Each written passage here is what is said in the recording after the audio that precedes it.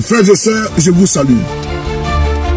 Au fur et à mesure que les jours passent, la vérité est en train d'éclater en plein jour. Qu'est-ce qui s'est passé avec Alino Faso? Dans quelles circonstances Alino Faso a perdu la vie? Le procureur de M. Ouattara en Côte d'Ivoire, dans un communiqué, a fait savoir à l'opinion nationale et internationale que M. Alino Faso se serait donné la mort par pendaison. Une thèse que le commun des mortels ne peut croire. À l'heure où nous parlons, le corps de Alino Faso n'a pas été remis à la famille éplorée. Malgré les demandes incessantes de cette famille aujourd'hui, qui veulent voir clair dans les circonstances de la mort de leur fils et bien évidemment lui offrir un funérail digne de son nom et digne de ses ancêtres. Le procureur de la République qui avait parlé de pendaison est en train de semer le doute. Et on va écouter d'abord, parce que la famille a reçu un courrier important. La famille de Alino Faso a reçu un courrier contradictoire à la première thèse. On écoute et je vous reviens. Affaire Alino Faso. Après avoir affirmé que notre compatriote Christophe Alain Traoré s'est donné la mort par pendaison dans sa cellule, la justice ivoirienne vient de semer de nouveau le doute sur les circonstances réelles de la mort de Alino Faso. Le procureur de la République de Côte d'Ivoire a annoncé l'ouverture d'une information judiciaire afin de déterminer les causes de son décès. Des précisions avec Bienvenue Tansa. Dans le communiqué du procureur de la République de Côte d'Ivoire publié le 27 juillet, et annonçant la mort de notre compatriote, la justice ivoirienne affirmait que Alino Faso s'est pendu dans sa cellule de l'école de gendarmerie à l'aide de son drap de lit après avoir tenté de s'ouvrir les veines du poignet. Le communiqué précise que le décès a été constaté par un médecin légiste comme pour attester de la véracité de la thèse de suicide avancée par le procureur. Mais voilà, hier 4 août, dans un courrier adressé à la famille de Alino Faso qui réclame la dépouille mortelle de défunt, le même procureur indique qu'une information judiciaire a été ouverte le 30 juillet à l'effet de rechercher les causes de la mort de M. Traoré Alain Christophe. Doute-t-il lui-même de la première version qui affirme que Alino Faso s'est suicidé? Le rapport du médecin légiste n'est-il pas fiable au point d'ouvrir une autre information judiciaire? Des questions qui méritent d'être posées dans la mesure où le porte-parole du gouvernement ivoirien avait longuement soutenu l'argument selon lequel Alino Faso se serait suicidé.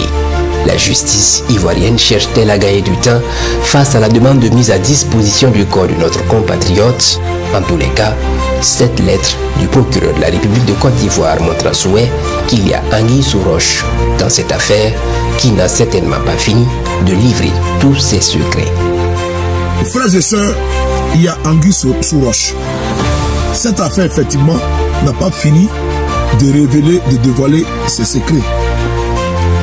Parce que, il y a de cela 10 jours, le 27 juillet 2025, c'était dimanche, le procureur de la République d'Abidjan, de la République de Côte d'Ivoire, M. Koné Brahma, a fait un communiqué.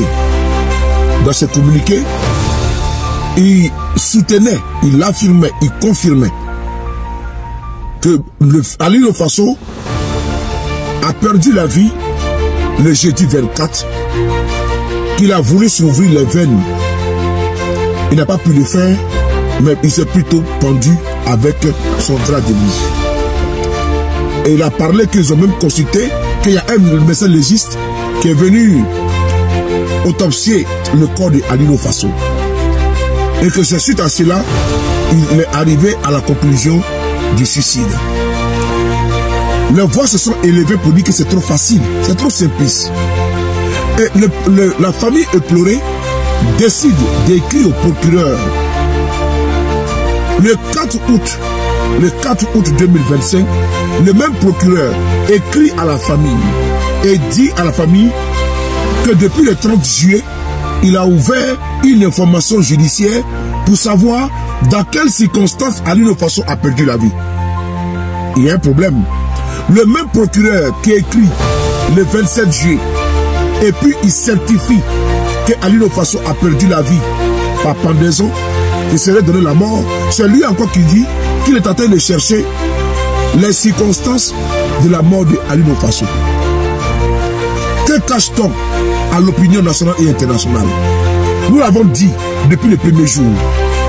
La thèse avancée par le procureur ne tient pas du tout. Alino Faso n'était pas suicidaire. Alino Faso ne peut pas tirer la mort. Est-ce que Alino Faso, dans sa chambre où il était, il y avait un crochet de boucher, là où il a accroché un drap pour se suicider? Ce n'est pas vrai. Avec un drap de lit. Et donc, face aux pressions de l'opinion nationale et internationale, de la famille et du gouvernement burkinabé, le gouvernement de Côte d'Ivoire est dans un bourbier. Ils sont dans l'obligation de remettre le corps d'Alino Faso, et la thèse avancée par le procureur s'est écoulée comme un château de cartes. Parce que revenir, écrire un courrier à la famille, soi-disant être à la recherche des circonstances de la mort d'Alino Faso, est un aveu purement et simplement. Cet aveu, c'est que Alino Faso a été torturé, martyrisé, jusqu'à ce que mort s'en suive. Le procureur a voulu couvrir ces crimes crapuleux, odieux, mais face à l'évidence où Alino Faso n'a plus la nationalité ivoirienne, il est devenu ipso facto burkinabé, et le gouvernement burkinabé réclame sa dépouille. Alassane Ouattara et son gouvernement aujourd'hui sont dans une situation vraiment sans issue. Et nous le disons encore une fois de plus, justice sera faite pour Alino Faso. Que ce soit M. Ouattara, que ce soit les donneurs d'ordre, les exécutants, ils vont répondre devant la justice. Alino Faso ne va pas perdre sa vie comme ça, si légèrement, si facilement. Un homme qui aimait la vie, qui ambiançait la vie, qui faisait la vie, qui pétait la vie, oui, qui reflétait la vie, ne peut pas, comme ça, avoir un dégoût de la vie. On a tous vu une vidéo d'Alino Faso au cours d'une conversation où on a vu que ce monsieur avait le moral. Ceux qui ont ôté la vie à Alino Faso le paieront chèrement. Merci.